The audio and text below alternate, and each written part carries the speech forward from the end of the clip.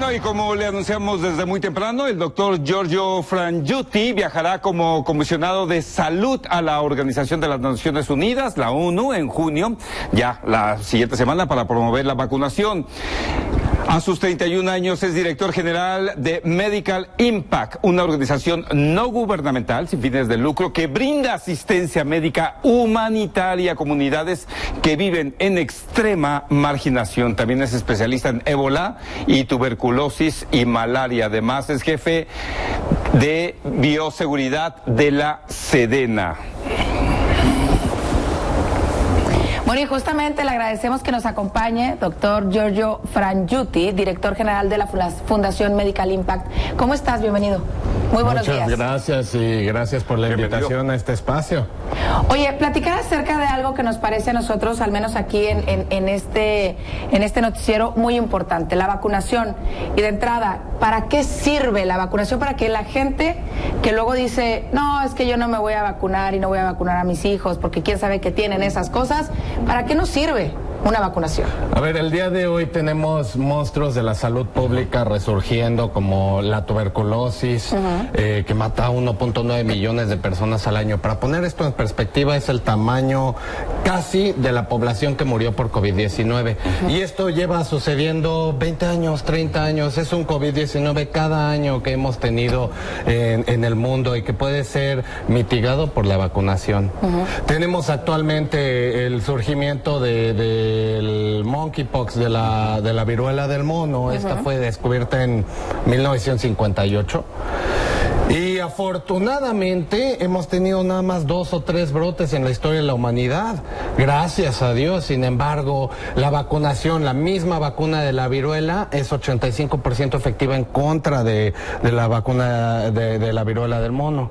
Entonces es un ejemplo de cómo el resurgimiento de las enfermedades es en ausencia de la vacunación. Nosotros nos vacunamos para prevenir enfermedades. Si nosotros estamos pensando en nosotros mismos, en qué hace una vacuna, qué no hace, etcétera, pues erradicó la viruela, la destruyó, la desapareció del planeta por tantos años. Claro. Ese es el resultado de lo que te estás poniendo. El día de hoy, 0.4% de incremento de COVID-19 en el planeta. ¡Qué belleza! Claro. No es nada para salud pública, fines de lo que teníamos el año pasado. Ese es el beneficio de vacunarse. Prevenir. Y Totalmente. no se querían vacunar, ¿verdad? De alguna manera. Yo quiero hacer una pregunta. A mí me vacunaron de niño, ¿no? Ya después de tantos años. ¿Estamos inmunizados, por ejemplo, de la viruela, del sarampión, que me vacunaron durante todo eso? ¿Estamos inmunizados en ese momento o hay que vacunarnos otra vez? Depende de la generación de la que vengas. En México el esquema básico no incluye ya la vacuna contra la viruela por la misma erradicación. Entonces, de los 16, 17 agentes que previene el esquema básico de vacunación, solamente algunas comunidades ciertamente privilegiadas tienen ese acceso. Y ese es el otro tema, que en la Ciudad de México, en el Estado de México, llegan ciertas vacunas que a las comunidades más marginadas de México no llegan. Entonces, ellos curiosamente, lastimosamente, son las personas más vulnerables. Ahora, muchas vacunas necesitan cuidados especiales, si no estoy mal. O sea, desde refrigeración, cuidados, tiempo de caducidad y demás. ¿Esto podría estar interviniendo en que no llegaran a las comunidades pobres o qué es lo que estaría pasando ahí? Exactamente. La cadena de frío es el protocolo que seguimos en epidemiología para contenerlas. Debemos de mantenerlas en un frío constante sin nunca romper esa cadena de frío. Si se llegara a romper, la vacuna ya no sirve. Y es un problema para llevarlas a la selva lacandona, para llevarlas a las montañas en Cochuapa el Grande, porque se pierde esa continuidad. Y entonces ya no podemos vacunar al resto. El problema es el resurgimiento de sarampión, de rubiola, de parotiditis, de DPT, etcétera. Y otro problema es que los gobiernos luego disminuyen la compra de estos biológicos pensando en que ya no está el problema.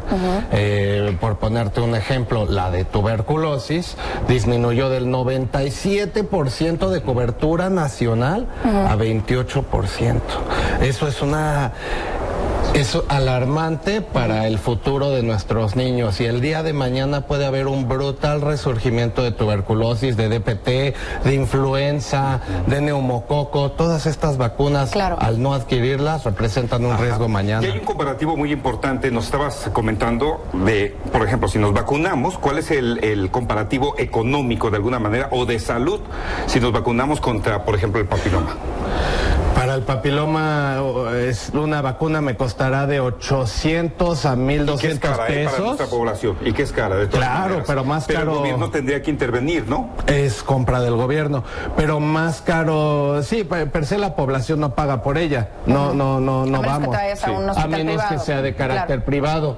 Pero si no nos la pusiéramos y sale BPH que surgiera en un cáncer cervicouterino, el costo al erario público o en caso privado sería para tratar un estadio 3-4 de unos 4 millones de pesos. Entonces, pues 800 pesos y la vida. La vida, totalmente la vida.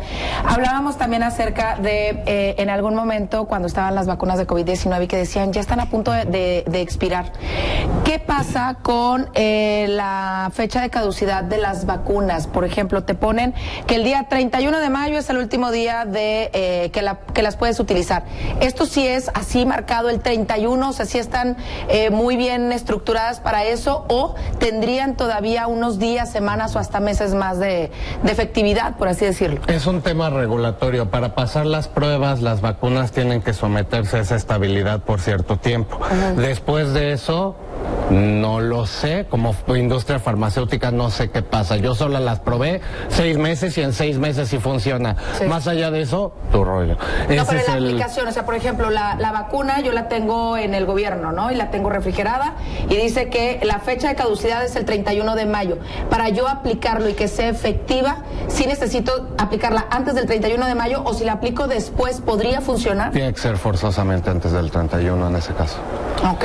Y eso es un reto, ¿no? O sea, comprar 34 millones de dosis y luego decir que las voy a poner, pero las pongo en un almacén, es peligroso, porque vas a acabar volviendo a comprar esos biológicos a la hora de la expiración.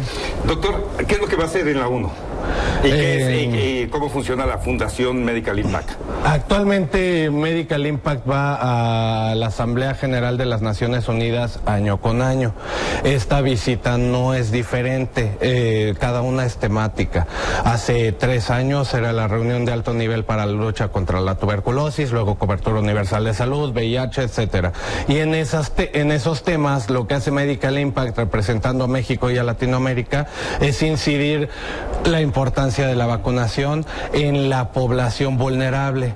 Afortunadamente, por el privilegio que nosotros tenemos, nos encontramos vacunados, pero no es el mismo que comparten las mesas de muchos mexicanos en la República o en El Salvador o en Honduras. Entonces tenemos que pensar en una salud universal y cobertura universal de salud para que a nosotros nos beneficie como un todo.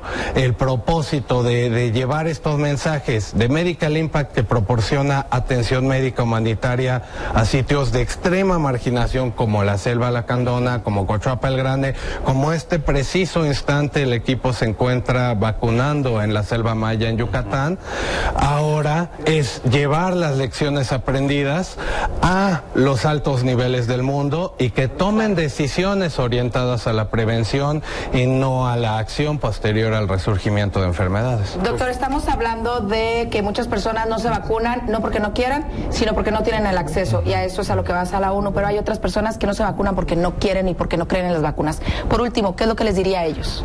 Lamentablemente la opinión pública actual orientada a los que no se quieren vacunar son la consecuencia de todo lo que hemos estado viendo en esta pandemia. Si todos hubiéramos hecho caso desde el principio, tanto al distanciamiento social, como a la vacunación, como al uso de cubrebocas, al lavado de manos, no tendríamos el 2022 que tenemos el día de hoy. Claro. Esa es la lección. Lamentablemente su técnica no funcionó y costó millones de vidas.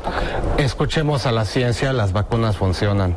Doctor, muchísimas gracias. De verdad, un honor tenerlo aquí. Que le vaya muy bien en la ONU. Gracias. Y estaremos al pendiente de todo lo que surja de esta reunión. Muchísimas gracias al doctor Giorgio Frangiuti, director general de la Fundación Medical Impact. Momento de hacer una pausa. Quédese con nosotros. Regresamos con más.